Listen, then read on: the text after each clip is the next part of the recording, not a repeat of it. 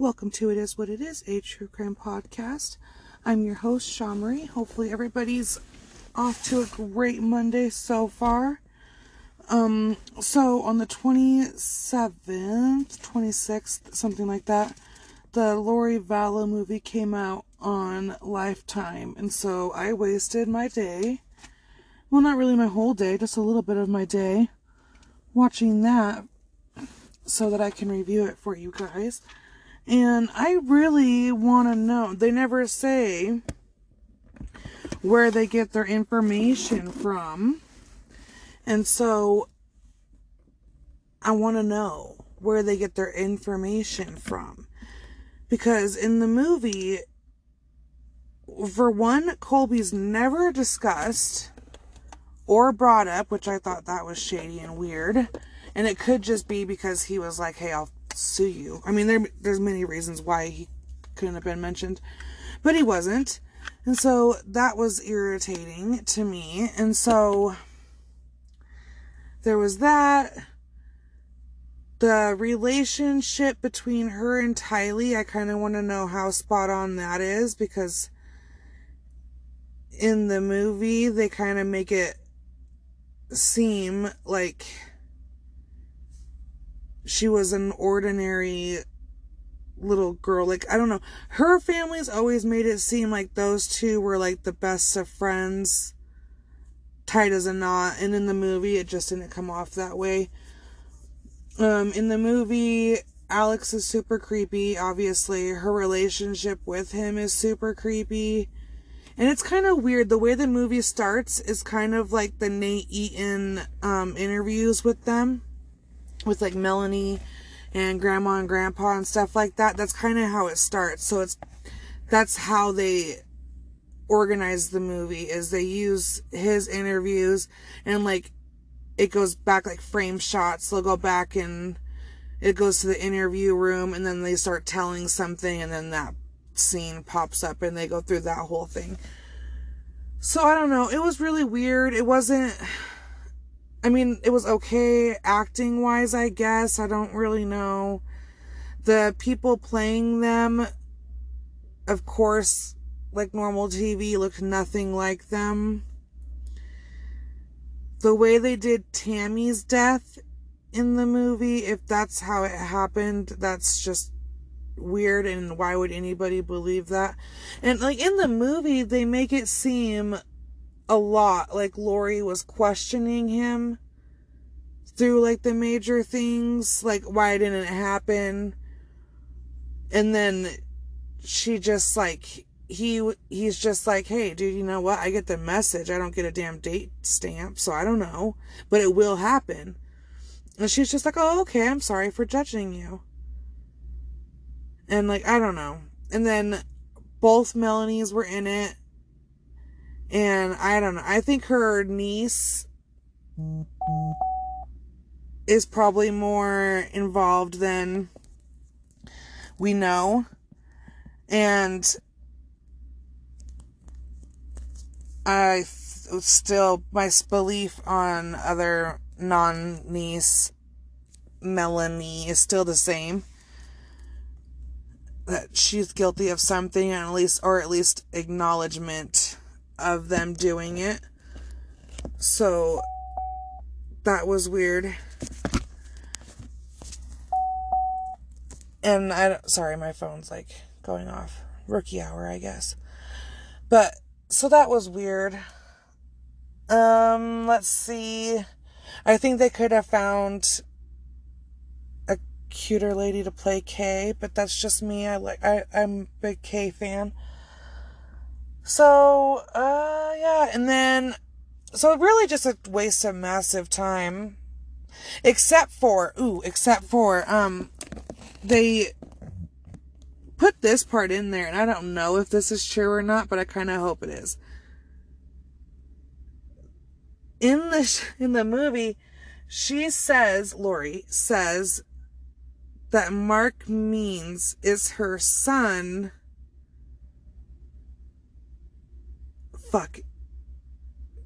Yeah, her son that she had in a past life.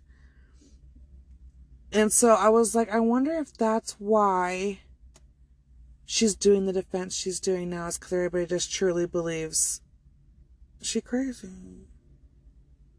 Because she is crazy.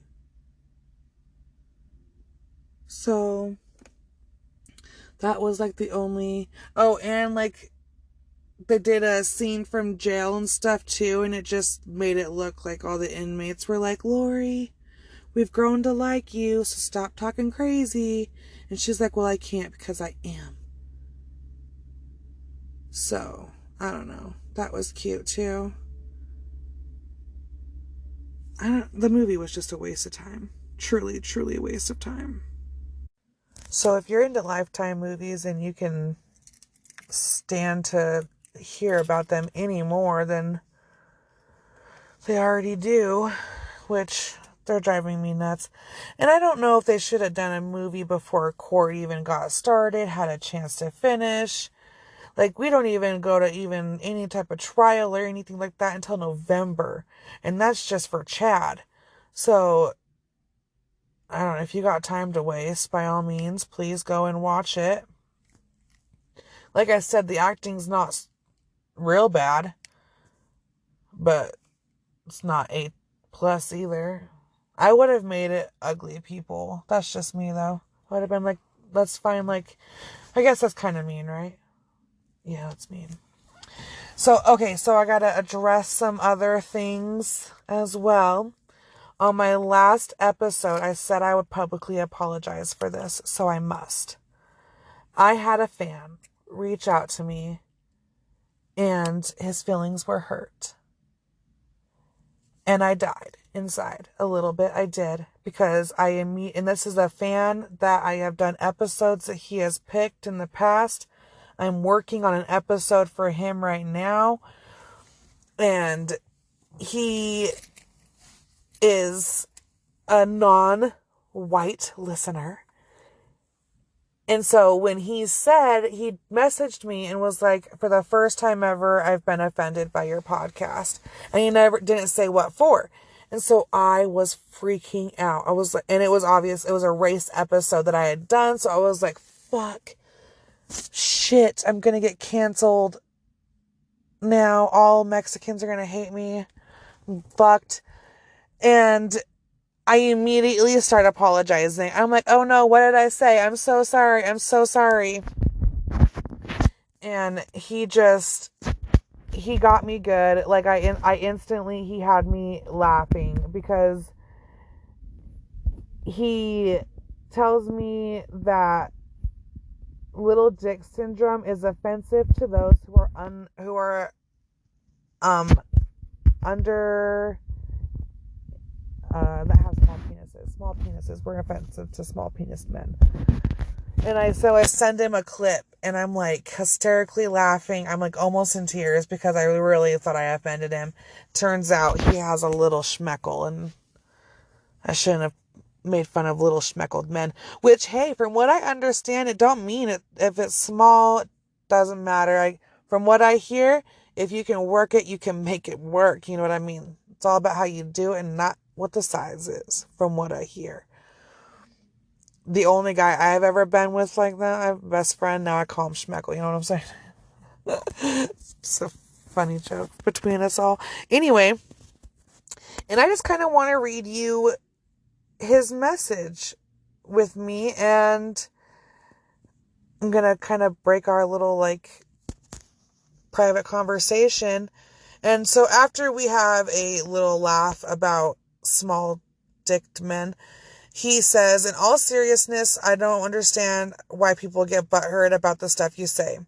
And on racism, I have seen a huge growth from your Ahmaud Arbery episode. And that just means a lot. And I told him, thank you, and that racism is the scariest subject for me, and that I have been told before by people that I am white and I shouldn't be able to voice my opinion on the matter, especially when it comes to color. And he says, from listening to you on your show, it sounds like you are realizing how much racism still exists, and the fact that you are not only learning, but spreading awareness is commendable. And why wouldn't you say your thoughts on isn't that the point of having a podcast? And he's so right. Like, sometimes I get so lost in the offending somebody, the being scared to say something I shouldn't say, or am I going to get a bad iTunes review for this? Or just, am I going to upset somebody for saying how I feel? And like, then it comes back to, I started this so that I could say my thoughts on all the things that are happening and that have happened. And I kind of put myself in a box by adding It Is What It Is, a true crime podcast. I put myself into the true crime box when really I should have just left it as It Is What It Is, a podcast, and sucked it up and went from that, because I do a bunch of other things, not just murder.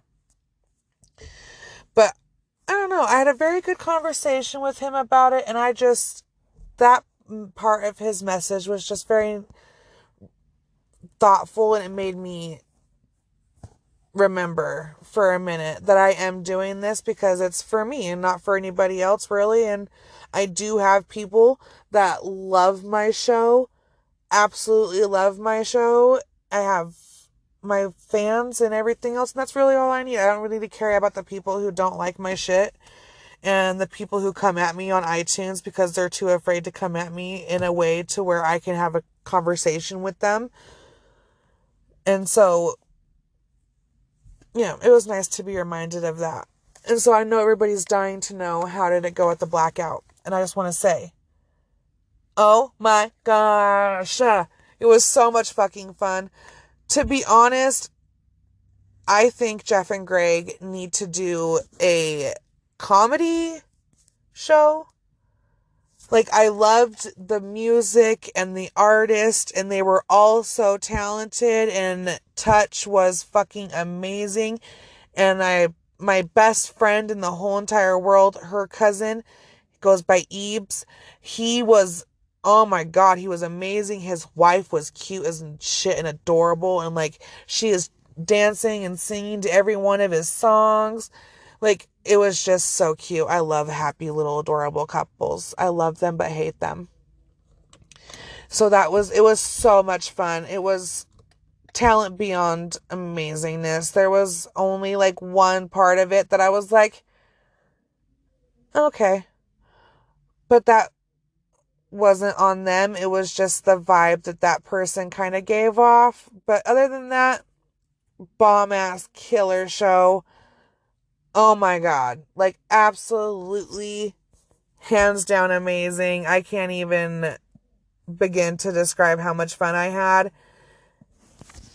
I cannot wait to see what they will do next. But honestly and truthfully, I truly hope that what they do next is some sort of comedy show, because them riffing and having a good time up there with just themselves was so awesome and so amazing that it was super cool to watch them. They are so fucking funny. And even my brother said that. He was like, really? They need to do like their own comedy set. They need to do their own thing. So it was so awesome. My brother had fun and everything. Like, it was just all the way around an amazing fun time. So I just wanted to say that. So Touch was amazing, hot and heated. Ebes, of course. Poonce, I think his name was. He was really good. I've never heard him before. I really liked his stuff. And St. Michael was amazing. And it turns out I actually know him, and I felt like a dick because I guess I know him well enough that my other siblings consider him to be family because he hung out with my brother all the time. But keep in mind, I moved out when I was 15 years old, so I don't know who hung out with my brother. But it was fun. I got to see him. He's the only one that hasn't signed my hoodie. I got a hoodie to get framed, to get signed for them all to do it. And I got Jeff, and I got Greg, and I got Eves, and I got Touch, and now I just need him, and then I can frame her up. And when the podcast room is done and built and all that fun jazz, it's going to be the first thing hanging up on my wall. So, super fun. Had a blast. Cannot wait to see what everybody does next. I am a forever fan. And it's like I tell my friends, if I support you, I support you like I'm fucking you. I will support you. I will share your shit. I will listen to everything you do. I will be honest, 100% honest. And I put you into my circle of love and trust. Once I become a fan, I'm your fan until you literally insult me. And then I'm like, okay, I'm not your fan anymore. But yeah, it was so much fun. I've never, ever, ever had so much fun in my fucking life. I'm not even kidding you. Oh, so much fun. So many videos and everything. It was just so fun. I can't wait till the next one. I just can't wait. It's going to be fun. So you guys have a great week. If you have time, stop by my Facebook, watch some of the concert, and I put it into a little public category so everybody can watch it. And it was just so much fun. And yeah, I don't even know what to say. And I'm going to do another episode this week. It's going to be super awesome, actually. I've learned a lot about this person. And it's not going to be a normal type of one. It's going to be different. Like I said, it's for a fan who obviously is part of the Schmeckle Club. And for that, my buddy, I say it's okay. I love you anyway. So it's fine. And he also has his own show. But I don't want to put him on blast and say what his show is, until I tell him and listens to this. But anyway, that's it. You guys have a great week. I'll see you later on this week. Have an awesome Monday and kick this week's ass. Bye, guys.